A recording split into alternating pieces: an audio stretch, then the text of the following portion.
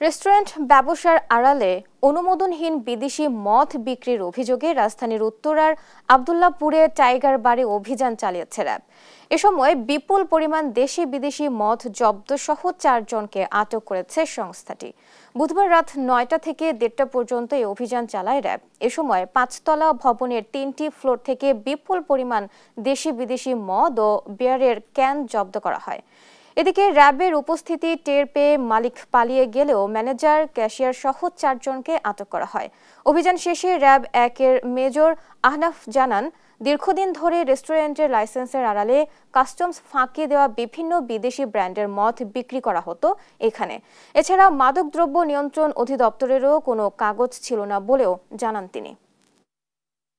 এটা হচ্ছে মূলত টাইগার এন্টারটেইনমেন্ট লিমিটেড নামক একটা রেস্টুরেন্টের যেসব নির্ধারিত মাদক তার থেকে আমরা অনেক বেশি বিদেশি মদ এবং বিয়ার উদ্ধার করি। কর সংক্রান্ত কোনো কাগজ পাইনি আমরা। উপরন্তু আমরা কিছু আইটেমের উপর লেখা দেখেছি যে কাস্টমস নো ডিউটি পেইড, অর্থাৎ এটা কোনো আকারে হয়তো কাস্টমসে এসেছিল এবং ডিউটি পে না করে তারা নিয়ে আসছে।